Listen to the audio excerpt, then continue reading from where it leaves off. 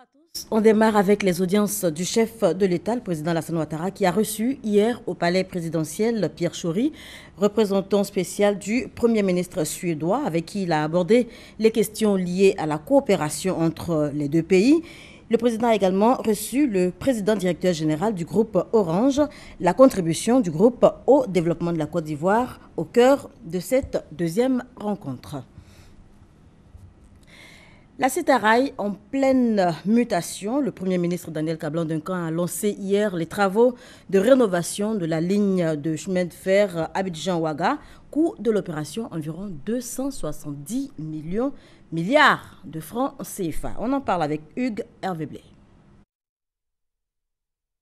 Un geste symbolique du Premier ministre Daniel Kablan-Duncan, et c'est dans ses nouveaux habits que la gare CETARAI de Treichville va désormais accueillir les voyageurs à destination des villes ivoiriennes que sont Dimokro, Bouaké et Ferké et des villes burkinabé, Ouagadougou et Kaya.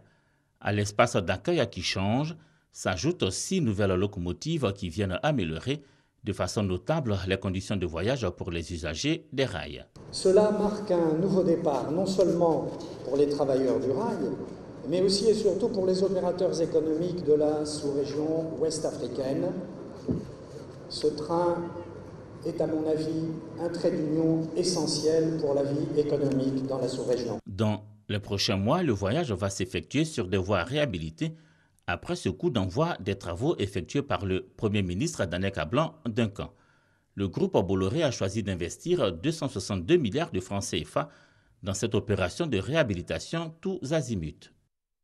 À terme, si tous ces projets sont réalisés, cette ligne historique réhabilitée permettra de transporter plus de 3 millions de tonnes de manganèse par an pendant toute la durée de vie de la mine de manganèse de Tambao et plus de 2 millions de tonnes de marchandises par an et, pourquoi pas, à terme, plus de 2 millions de voyageurs par an.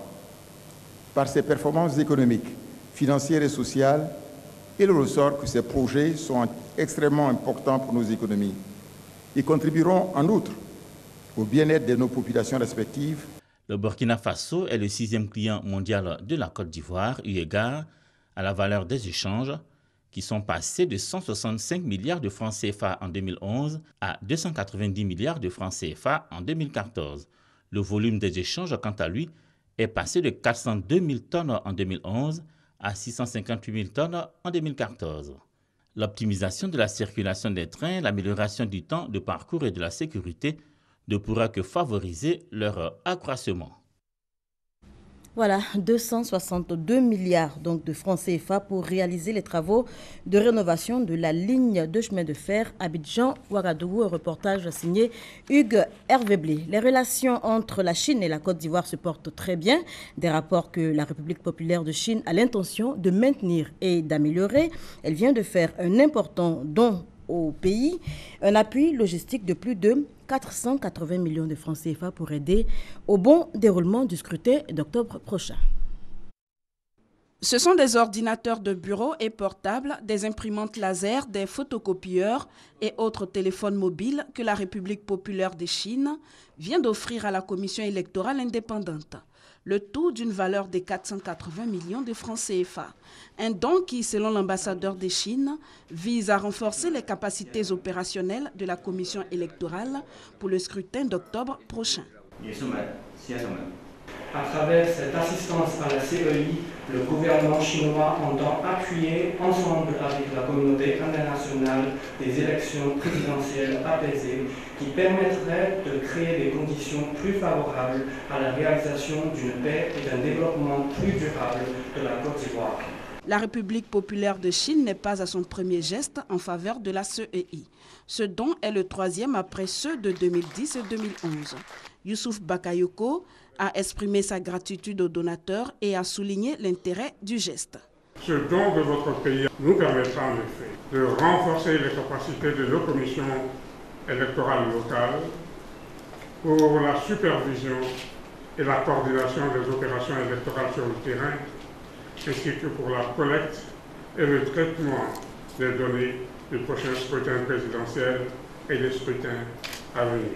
Le président de la commission électorale indépendante a par ailleurs félicité les 10 candidats retenus pour la présidentielle. La commission électorale indépendante s'engage à œuvrer pour des élections transparentes et justes, a-t-il ajouté. Voilà, un reportage commenté par Sylvie Touré. Avec Yasmine Konga et Moussa Konaté, on en vient à présent à cette première en Côte d'Ivoire, la première édition des débats Le Monde Afrique, débat initié par le groupe Le Monde, une plateforme d'échange autour des questions de développement en Afrique.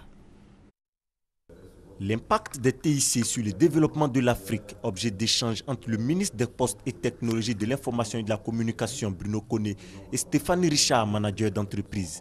Après eux, d'autres sujets débattus aussi avec des chefs d'entreprise et consultants.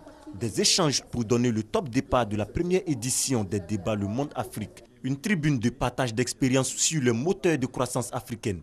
Plus urgent aujourd'hui, c'est de pouvoir discuter tous ensemble avec des chefs d'entreprise, avec des représentants de l'État, avec des jeunes entrepreneurs, avec tout ce qui fait la créativité africaine aujourd'hui. La principale matière première de l'Afrique, ce sont ses habitants. Ils sont nombreux, ils ont envie de créer des choses et donc on avait vraiment envie de commencer par parler de ça. L'Afrique est considérée comme l'avenir du monde. Les débats Le Monde Afrique, une opportunité pour mettre en exergue les initiatives de développement de l'Afrique, surtout en faveur de sa jeunesse. C'est une très belle initiative du journal Le Monde. Il faut retenir qu'on a une jeunesse qui est très dynamique, qui est très créatrice. Et c'est sur cette jeunesse-là qu'il faut miser, en élaborant toutes les plateformes pour lui permettre de se développer. Le cadre d'échange, déjà, c'est une opportunité pour nous en tant que jeunes Africains parce que ça permet de recenser déjà les problèmes sur place, des problèmes que nous rencontrons et puis donner des solutions valables. Donc je pense que c'est une initiative à saluer et à encourager. Pour nous jeunes, entrepreneurs, ambitieux, c'est une grosse opportunité, déjà de rencontre, de networking, mais aussi d'apprendre des autres. Le ministre d'État, Amadou Gon Coulibaly, a exprimé la gratitude du chef de l'État de Côte d'Ivoire au groupe Le Monde pour la tenue de cette activité en terre ivoirienne. Aussi a-t-il relevé les potentialités de la jeunesse africaine pour le développement du continent. Aujourd'hui, notre continent compte 200 millions de jeunes de 18 à 24 ans. Et ils seront 3 fois plus nombreux à l'horizon 2050. En Côte d'Ivoire, les moins de 25 ans représentent près de 60% de la population. Ces caractéristiques démographiques constituent un immense potentiel pour notre continent. Les débats Le Monde Afrique se tiennent du 10 au 11 septembre. La jeunesse entrepreneuriale africaine, les villes africaines de demain, la créativité africaine sont les thèmes centraux abordés au cours de ces débats. Direction Yamoussoukro pour avoir des échos du séminaire préparatif de la rentrée scolaire 2015-2016. Vous le savez certainement, la rentrée des classes est prévue pour le 21 septembre prochain. Il s'agit donc pour le ministère de l'Éducation nationale et de l'enseignement technique de réfléchir aux stratégies de mise en œuvre effective de la politique de l'école gratuite et obligatoire pour les enfants de 6 à 16 ans. Kader Sogodogo de RTI Boaké. La rentrée scolaire 2015 à 2016 est prévue pour le lundi 21 septembre prochain. À quelques jours de cet important rendez-vous, les acteurs clés du système éducatif ivoirien, avec à leur tête la ministre Kandia Kamisoko Kamara, sont en séminaire à Yamoussoukro. Cette année scolaire 2015 à 2016 est exceptionnelle car elle va connaître un début de mise en œuvre de la politique de scolarisation gratuite et obligatoire des enfants de 6 à 16 ans, décidée par son Excellence le Président de la République Alassane Ouattara. À l'auditorium du lycée Mami Adjoua de Yamoussoukro, la ministre Kandia Kamara a réitéré la ferme volonté du gouvernement de voir se mettre en place cette politique. Demain, nous serons à l'Assemblée nationale pour présenter le projet de loi portant école obligatoire en Côte d'Ivoire. Demain, devant la représentation nationale, nous écrirons une nouvelle page de l'histoire de notre pays. Cette histoire, c'est celle d'un pays qui veut donner toutes les chances à ses enfants pour une socialisation harmonieuse. C'est aussi l'histoire d'un peuple, le nôtre, qui aspire à une glorieuse destinée et qui s'en donne les moyens. Pour la mise en œuvre de l'école gratuite et obligatoire pour tous les enfants, le gouvernement procède à l'augmentation des salles de classe. 4500 sont prévues à cet effet. Plus de 5000 enseignants sont recrutés. Ce projet va coûter 700 milliards de francs CFA. À l'ouverture de ce séminaire préparatoire de la rentrée scolaire 2015-2016, la ministre de l'Éducation nationale et de l'enseignement technique invite l'ensemble des acteurs présents à jouer leur partition pour bien remplir cette nouvelle page qui s'ouvre pour l'école ivoirienne. Nous sommes venus pour accorder nos violons au moment de concrétiser le projet de l'école obligatoire. L'année scolaire 2015-2016 est une année spéciale et un challenge pour nous tous. Le présent séminaire prend dès lors une dimension spéciale, en ce sens qu'il doit nous aider à bâtir une stratégie concertée, dynamique et cohérente. Des exposés sur la politique de scolarisation gratuite et obligatoire, la qualité dans le système éducatif, le processus d'intégration des écoles de confession islamique au système éducatif national et bien d'autres communications sont au menu des 4 jours de travaux.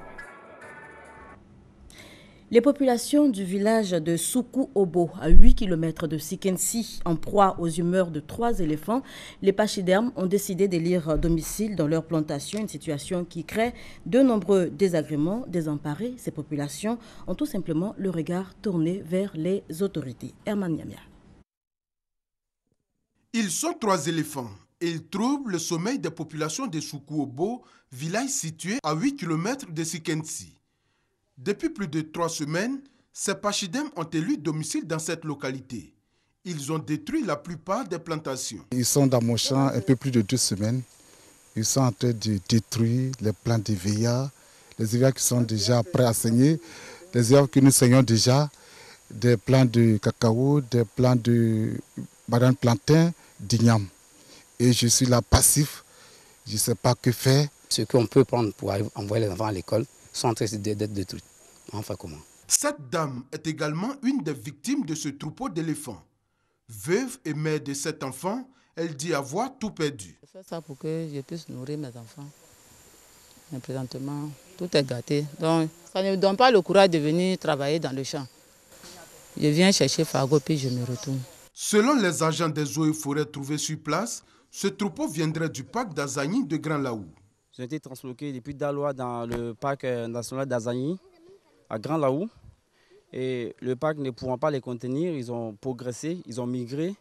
Et en 2014, comme je l'ai dit tantôt, en avril, ils ont fait incursion dans le département de Sikensi. Et comme les conditions de vie sont favorables, c'est-à-dire abondance de nourriture et de marécage, ils sont restés depuis près de 2 ans. Désemparés et ne sachant à quel saint se vouer, certains villageois ont arrêté d'aller au champ.